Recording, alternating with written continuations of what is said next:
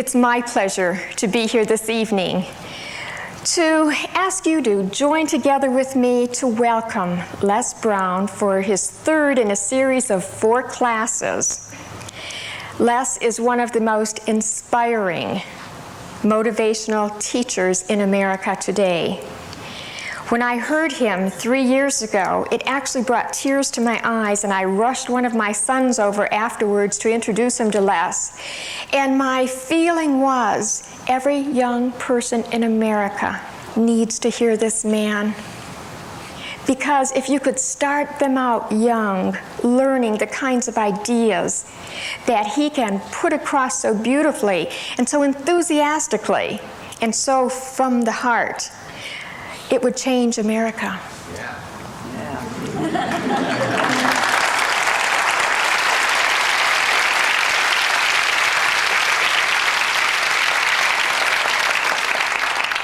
And I knew when he was here before, we'd be having him back again. You know how you just know some things?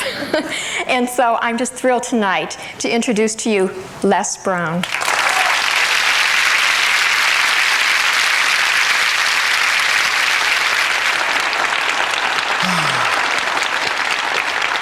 Good evening. Good evening. How you doing? Great. I'm gonna ask you how you doing. I want you to say better than good and better than most. How you doing? Better than good and better than most. I know that's right. And sometimes even better than that, right? I like to just let you know I really appreciate the opportunity to share some time with you again. Why don't you give Lenore a round of applause, please? Very beautiful personality.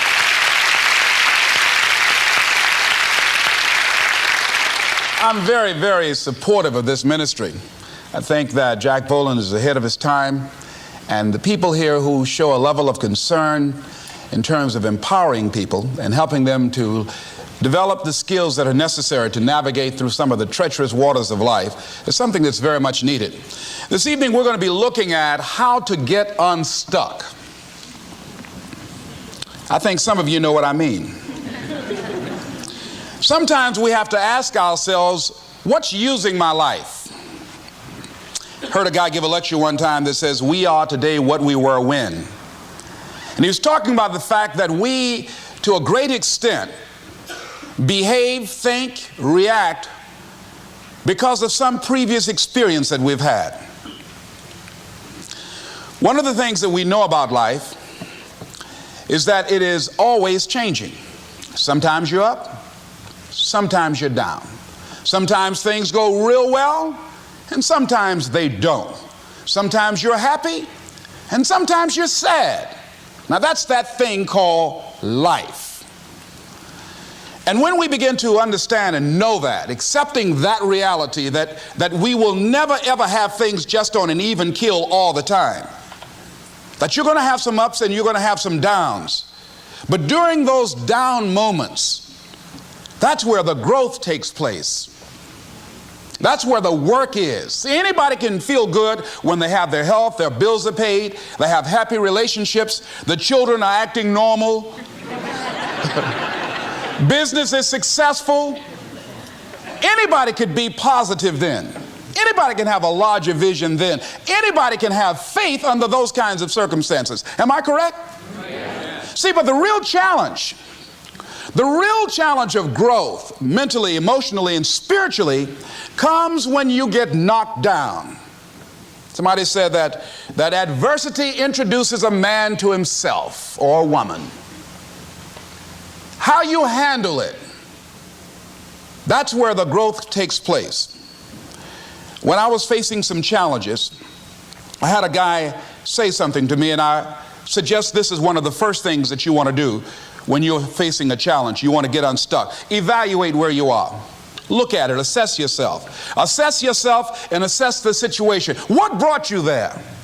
What role did you play? Earl Nightingale had a saying I like. He said, all of us are self-made, but only the successful will admit it.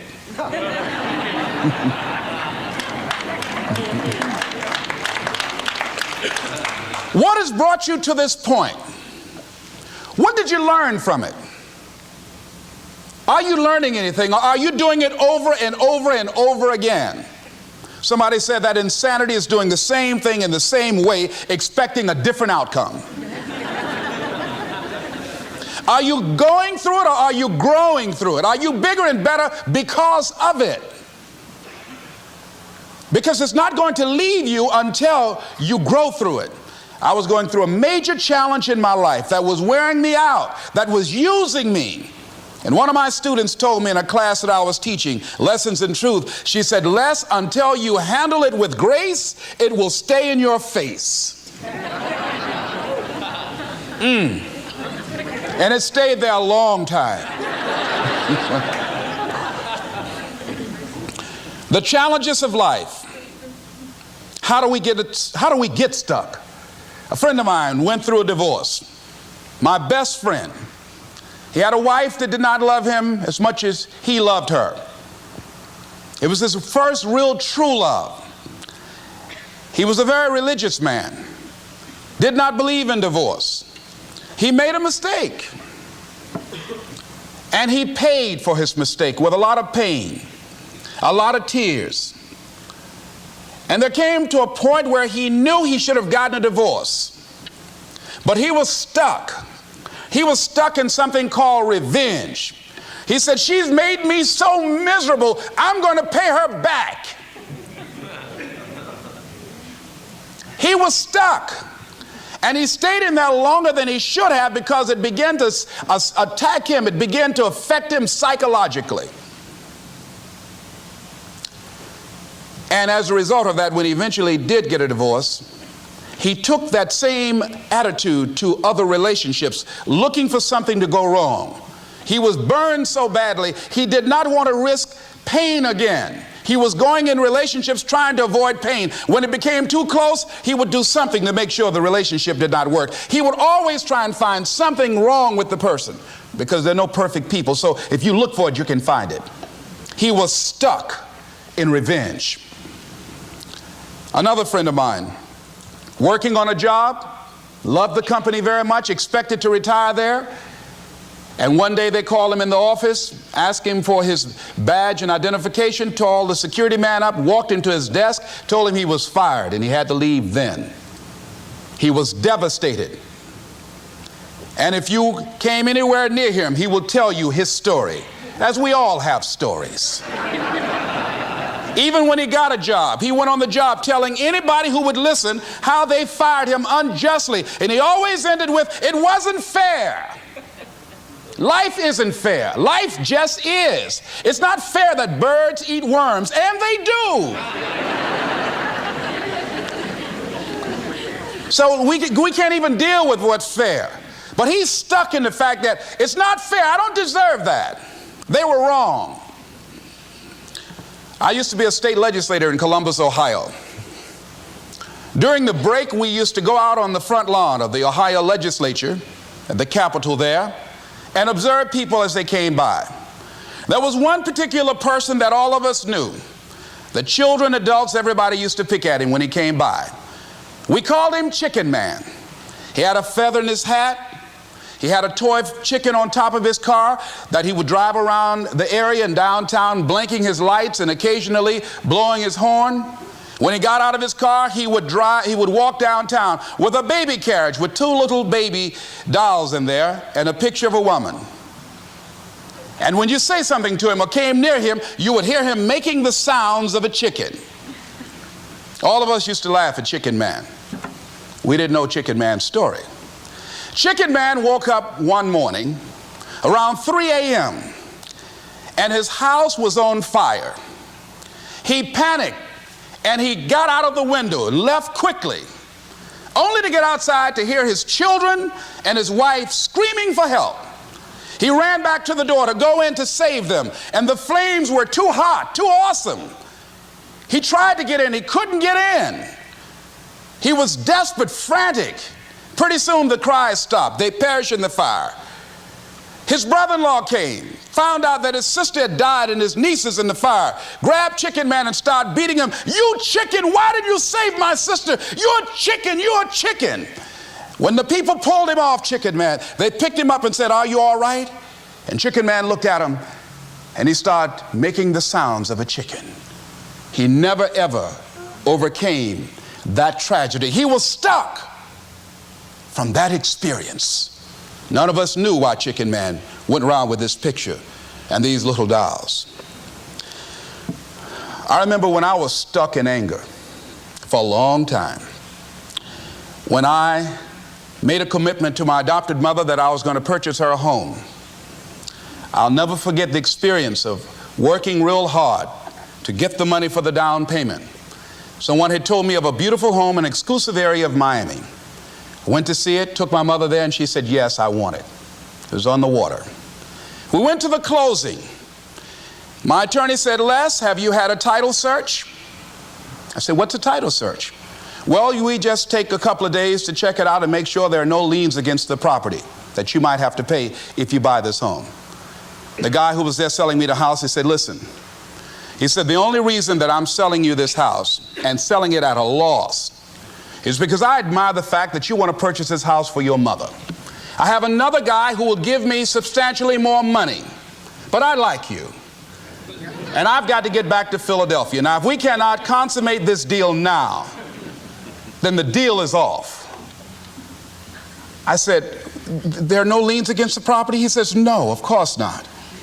I looked at my attorney. I said, I believe him. I'll sign. She said, Mr. Brown, I'm not questioning his honesty. She said, but business is business. I signed that contract. And we had a big celebration. Everybody in the neighborhood was talking about Leslie coming home, one of the twins that Mamie adopted, to buy her a home. Child, isn't that nice? God is going to bless him. A few weeks later, I received a letter, a registered letter, indicating that the house was going up for sheriff's sale on the courthouse steps. A man had filed a $12,000 lien against the property because the previous owner owed him that money. And if I did not come up with $12,000 in 30 days, he was going to sell the house to the highest bidder. I called this man and said, Mister, my name is Les Brown. I purchased this house. I had nothing to do with your prior bill. He said, that's not my problem. He said, you should have had a title search. I said, can you give me time? I said, my mother is an older lady. She has a bad heart. And I said, please. I said, if you just give me the time, I don't know how I'm going to do it with the house note and everything else, but I think I can pay you at least $2,000 a month, and within 6 months, somehow I will pay you your money. He said, no, I want it all in 30 days or you get out. I did everything I could, racked my mind thinking about how I could get $12,000 because I took everything I could to get the money just for the down payment and the closing. I finally had to face the reality that I wasn't going to be able to do it. I was up around 2 o'clock in the morning, walking back and forth, thinking, how was I going to tell my mother this? My children were there in the room sleeping all night long. I agonized over this. I lost over 23 pounds. Pretty soon I went in the room where my mother was sleeping, and I said, Mama, I got down on my knees by the bed. I said, Mama, I got to talk to you. And she said, what's wrong? I said, Mama, I said, we got to get out the house. I said, in my haste to buy the house, I made a mistake. She said, that's all right, baby. I didn't like this house anyhow.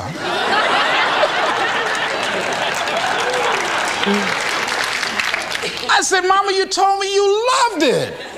I brought our friends out here to see it. She said, you know I have arthritis in my knees, and I don't like going up the steps, but I knew it made you happy. You loved it so much.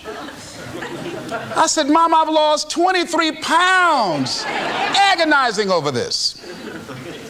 Well, we had to pack up and go back to the old house down the street from Northwestern High School in Liberty City. All those neighbors who came out and saw us leave, those neighbors were there as we were coming back. We went in the house, the roaches were playing cards, saying, come on in and take a hand. I was wiped out. I was embarrassed and humiliated. Words cannot encompass the symbolism of what I felt. I remember when I was unloading the furniture and I began to cry. My sister came by. You know you didn't have any money to buy no house, Mr. Big Time. Hadn't given me a quarter. You know mama got a bad heart now, y'all, back where you belong. As I was crying and my head down, taking furniture in, my mama said, hold your head up. I said, Mama, I just feel so bad about this, Mama. She said, hold your head up and dry your tears. You have nothing to be ashamed of. And I did, as we unloaded that furniture in that house. For several weeks, I was numb. I was immobilized with anger. If I had seen that guy, I was thinking about flying to Philadelphia. I had all kind of dreams about him. And I didn't want to hit this guy here.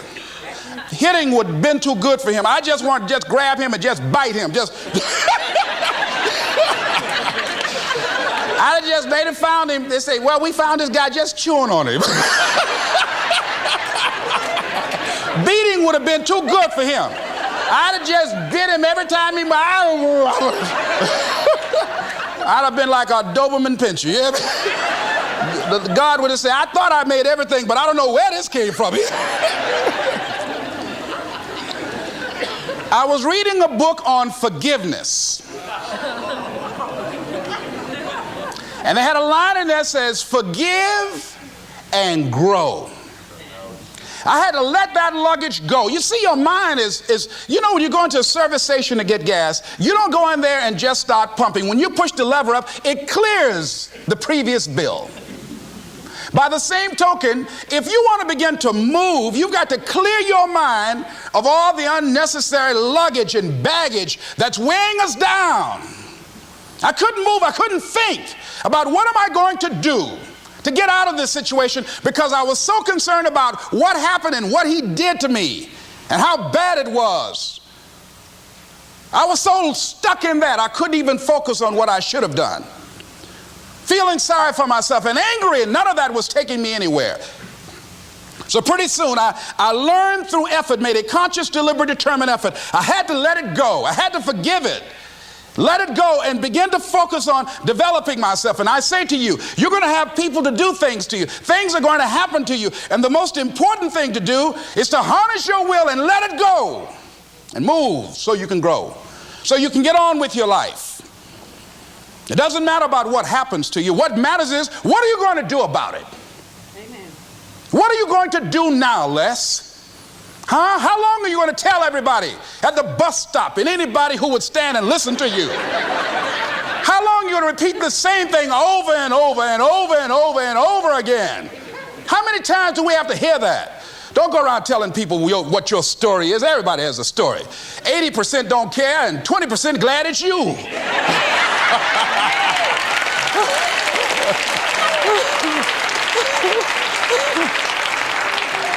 They say, I'm glad that didn't happen to me.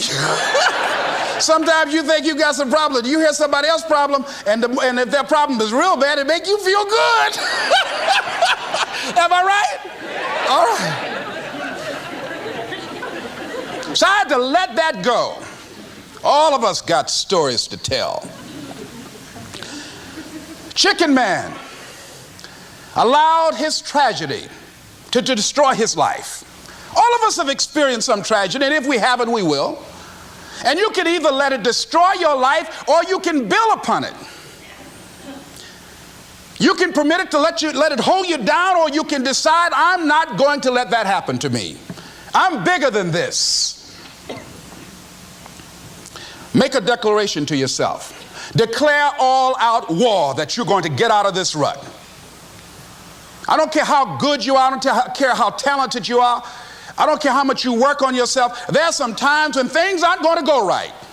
They just are not going to go right. There are times when anything that can happen will happen. Murphy's Law will be knocking at your door. Why? I don't know why. That's called life.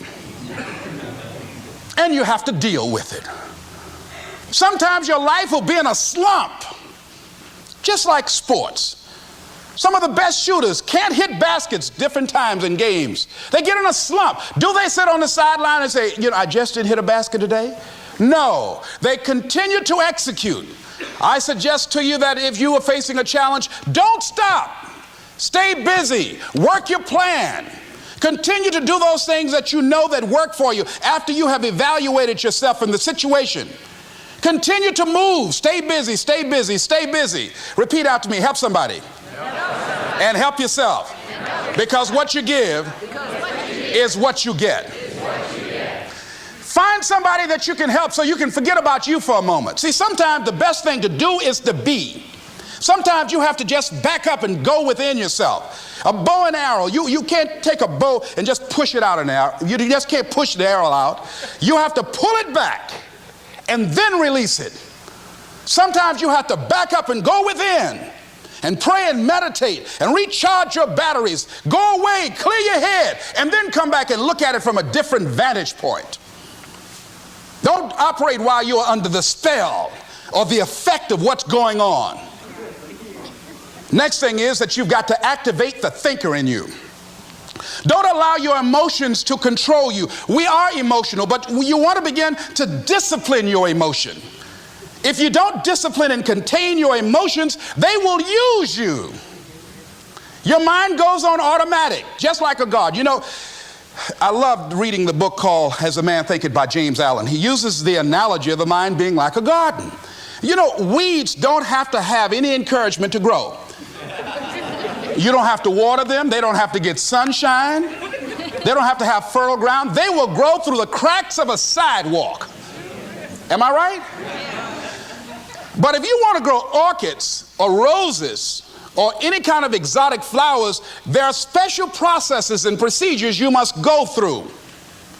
Well, by the same token, you don't have to force yourself or motivate yourself to think negatively, to be depressed, to hate somebody, to want revenge, to want to get back at somebody, to beat yourself up over the head, to feel loaded with guilt. You don't have to make any effort to do that. Your mind is on automatic. It will do that by itself. But if you want to begin to move into your own personal greatness, if you want to begin to really enjoy a happy, successful, healthy life, you've got to be willing to go against the tide. You've got to be willing to harness your will and say, in spite of this, I'm in control here. I'm not going to let this get me down. I'm not going to let this destroy me. I'm coming back, and I'll be stronger and better because of it. You have got to make a declaration that this is what you stand for. You're standing up for your dreams. You're standing up for peace of mind. You're standing up for health. You want it, and you're going to go all out to have it. It's not going to be easy. When you want to change, it's not easy. If it were in fact easy, everybody would do it. But if you're serious, you'll go all out. So yes, I'm going to turn this situation around. I'm not going to sit back and moan and cry over what happened and what went wrong and who did what. I'm going to do something about this situation. The next thing that is important is that expect things to get better for you, because they are. See, life is cyclic. You're not, whatever experience you're having right now, it has not come to stay. It has come to pass. Not to stay, just to pass. It's just going through. The biggest challenge is to know what's happening. This is a part of this thing we call life. This too shall pass. And maintaining perspective, putting it in perspective. I was doing a training at a college, and it was a 2-day training during orientation. And in the training that I provide, I'm a motivational speaker, but I conduct processes in personal dynamics, where people begin to go through changes that stimulate the right and left hemisphere of the brain, enable them to see themselves differently. I conducted this particular simulation with these young kids, 17 and 18 years of age, so that they would begin to see how they make decisions and how they would survive in this particular simulation process we gave them. We had them to do it individually and then collectively. Over 30% of them wrote down as their first option, in order to survive, they would commit suicide. First thing they wrote down. Suicide among young people has increased 300%. Over 5,000 will successfully take their lives this year. Why? Why did they do that? I was so shocked. I said, what do you mean? Well, at least we would not suffer. And then they had the nerve to write down all of the other things they were going to do after they committed suicide. I said, listen, Kadumbo. No, when you come up with a permanent solution for a temporary problem, that's it. Game's over. That's it. You're not going to do anything. Anybody wrote suicide at the top, you can put your pencil down. See, a lot of us, because of our limited vision of ourselves, a lot of us who begin to focus on problems and enable them to overwhelm us, we begin to think that we have no options. We begin to believe that there's no way out. Repeat after me, there's always a way. Where there's a will, there's a way. Shake somebody's hand on your right and left and say, I'm unstoppable.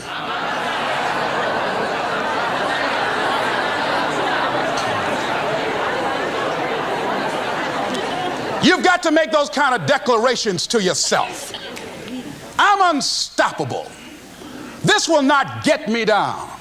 And if I get knocked down, I'm going to be like Leo Pascal. You said you're going to have some low moments in life, but when you do, you will have high lows when you work on yourself.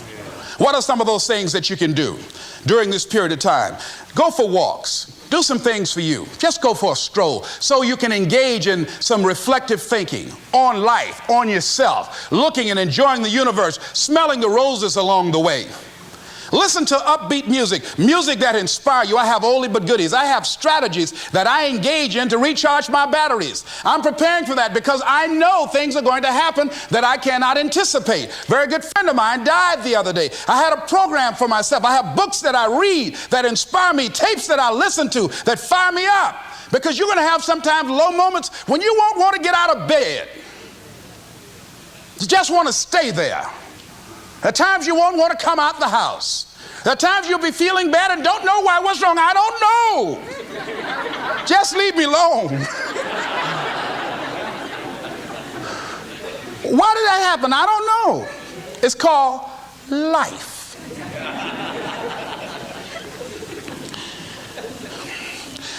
The other thing is take full responsibility for your life. Accept where you are and the responsibility that you're going to take yourself where you want to go. Someone said we have two primary choices in life. We can either accept conditions as they exist, or we can take the responsibility to change them. See, a lot of people want to exempt themselves from taking responsibility. All they want to do is talk about the problem. Every time you see them, they'll tell you their story over and over and over and over again. No. You want to take responsibility for your life. I got me here, I can get me out of this. And I'm getting out. I'm not going to be a volunteer victim. George Bernard Shaw said there are two kinds of people in life. You know, he said those that make things happen, those that watch things happen, and those that don't know what happened. And he said the people that get along in this life look around for the circumstances that they want, and if they can't find them, they make them. They create them. So part of beginning to get unstuck, you've got to decide that the behavior pattern that you have adopted doesn't work for you. You've got to change your strategies, and changing your strategy means reinventing your life. Recreating you, and you have the power to do that. You can decide that you're going to change, that you're not going to be a wimp. You can decide that you're going to stand up to life. You can decide that I'm going to live each day as if it were my last. You have the power to make that decision. You can decide I'm going to work on myself and develop myself. I'm going to empower me. And all of these things that are happening to me right now, they're just temporary inconveniences. They're not stronger than I am. I'm in charge here. Next thing is separate what you do from who you are. That's what the guilt trap is about. See, a lot of folk won't let you forget what you used to do or what you have done, what mistakes you've made. All of us have made some mistakes in life. All of us have done some things that if we had them to do over again, we wouldn't do it again. There are a lot of things that if I had it to do over again, if I knew then what I know now, I would have done it differently. Well, it didn't happen that way. And that's what you call life. I didn't do it like that. Oh, you don't want me to live that down? down, how you want to keep on putting that in my face about what I did. Guess what? I'm not interested. That's what I did then. Won't do it today, so you are picking on an innocent man. Hello.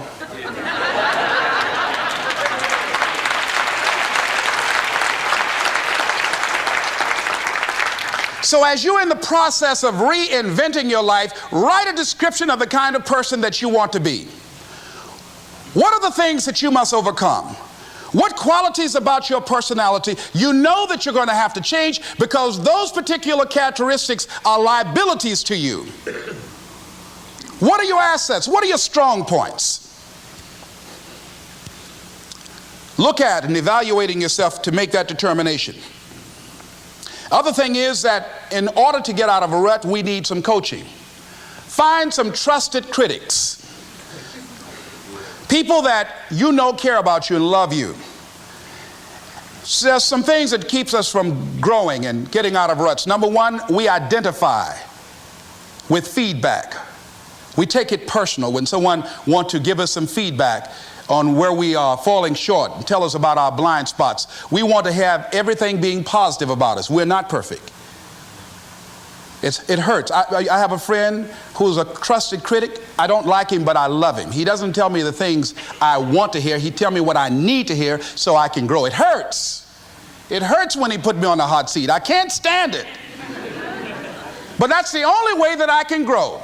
And I'm glad that he loves me enough to risk our friendship to tell me what I need to hear, not what I want to hear. Get a support group, somebody that you can talk to.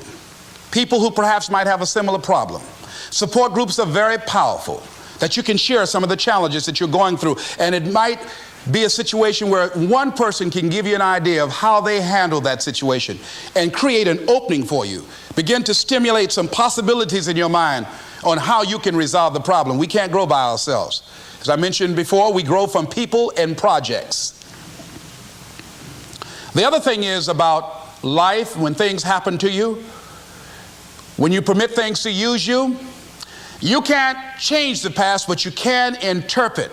You can reinterpret how you see it. For years, I was going around with a heavy load on my shoulders, feeling bad because I was adopted, doing interviews for adoption agencies and foster homes. And I was on television once, and I told these people in this particular interview that I was given away, my twin brother and I, when we were 6 weeks of age. A friend of mine, fortunately, was listening to the program. And she said, "Les, I'd like to have lunch with you." And so I went over to see her. She said, when a woman carries a baby for 9 months, feeling that life movement in her, it's automatic and natural for her to learn to love that baby, to expect it to come here when she bears the pain to bring it into the world. Your mother, Mamie Brown, when she came in to adopt you guys, she didn't go through that process. She looked at whoever your biological mother was and said, "I'll take him. You weren't given away, Les. You were chosen with love."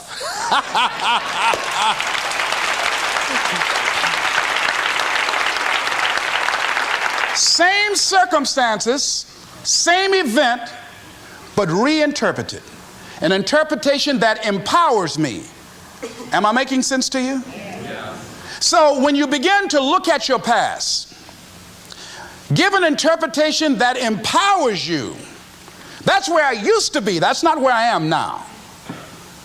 I'm growing. Now I want you to think about, in your mind right now, think about some particular event or act in your life that you feel very bad about, that you really regret that took place. If you had to do over again, you would do it differently. With that there, I want you to see yourself in your mind's eye and say to yourself, "I love myself unconditionally, and I forgive myself. If I knew better, I would have done better." I want you to think about somebody that caused you some pain, caused you some disappointment, somebody that you don't like. Let me tell you something about the mind, how it uses you. Tell you something super stupid that I used to do. Do you know for years I hated my mother and my father, whoever they were, because they gave me away as I thought at that point in time? And guess what? I didn't have any faces for the hatred because I never saw either one of them. And I said, I hate them for that. And then once I forgave them and said, it's okay, had they not given me away, I would have never been blessed to have the mother that I have, who to me is the greatest mother in the world. So the universe unfolds as it should.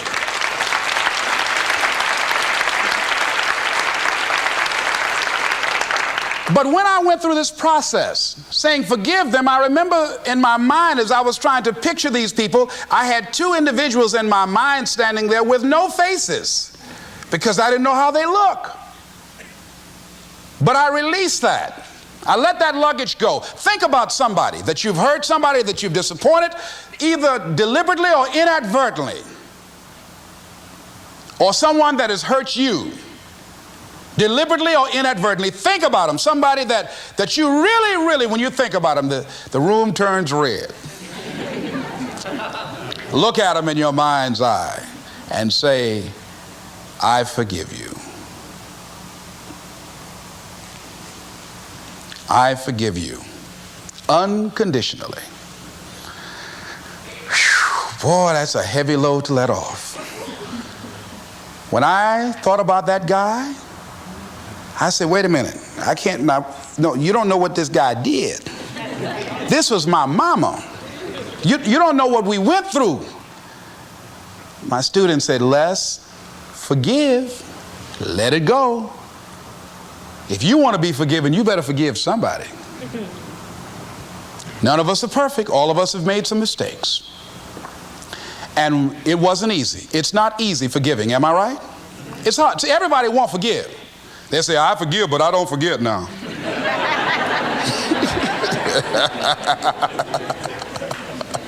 Let it go so you can grow. Let's get a little demonstration here. Throw it up on this side here, right? Demonstrate it like this. Let's go. I throw away negative thoughts. Revenge. Guilt. Anything that's been holding me back. Now with that right hand, let's bring something in. I bring in love. Peace of mind. Good relationships. Whole lot of money.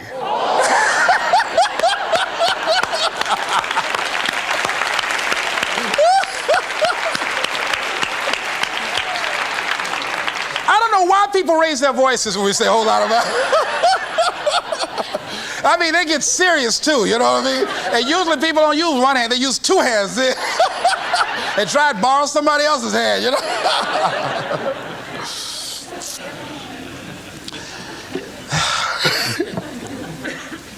Reinterpreting our past. Understanding and knowing that we can move from where we are. That we can begin to design the kind of life that empowers us, that gives us happiness, that enable us to be on top of who we are. Knowing that as we begin to explore new horizons and new vistas in life, that as we begin to focus on developing ourselves, as we begin to elevate ourselves and not to follow the crowd, activating the thinker in us and disciplining and putting on hold the emotional part of ourselves. It's not easy, but through practice and practice and practice, practice makes what? Perfect. Absolutely not. Dismantle that belief system. Practice makes improvement. You can always better your best. You can always go beyond anything that you have ever done. You'll never hit a state of perfection. You're always bigger than what you do. And so all you're looking for are new breakthroughs through practice and practice and practice. You'll get better and better and better. And there's still some things that will happen to you that will catch you on the blind side that you did not anticipate. You'll get knocked down, but you won't be knocked out. You'll be able to get to your feet again, be on the ropes, but you'll have a fast recovery rate when you work on yourself. Read inspirational books, of course. Listen to tapes that begin to inspire you, and stay around people who will empower you. People that will help you feel good about who you are as you're in the process of transforming your life. Life is so beautiful. Today someone gave me something on life called What is Life? I'd like to share it with you. In summary, getting unstuck means that you are going to start living life on your terms rather than just gliding through every day on automatic. That you are aware, that you're stimulated and you're excited about your unfolding future. That you have a special power within. That you know that things are going to get better for you. You know that you can handle this, and sometimes you have to cry. Sometimes life will take you to your knees. But the pain opens spaces in the heart for joy. Somebody said about life, I love this, says, life is like an onion. You have to peel it one layer at a time. And sometimes you cry.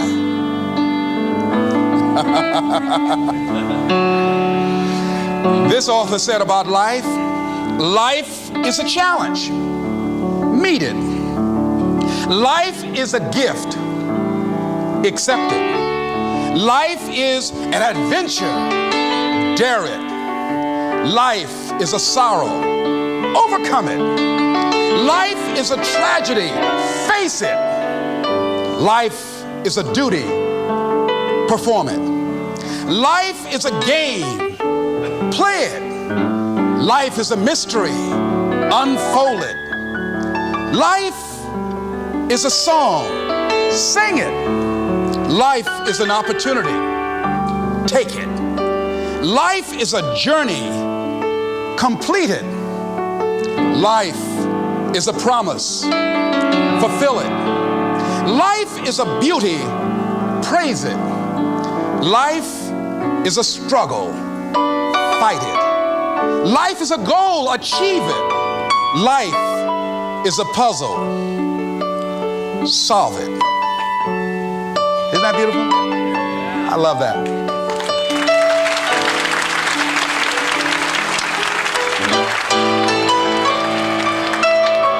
Remember something I heard in high school. It's called, I met a man today. At first I said he's Irish, for he has an Irish way. A sympathy and friendliness that warms you through and through. And then I thought, oh no, he's not. He really is a Jew. His eyes so dark and eloquent, like eyes of pearl, like those of Peter maybe, or perhaps Emmanuel. He stood there with a quiet grace, so slim he was and tall. I knew he was an Englishman and not a Jew at all. And yet his skin was very fair, a Viking he could be, such as those who cast their ships against the sea. His hair was dark with the mist of India, Japan. His courtesy was China's own, his dignity Iran. I met a man today and he was marvelously fair.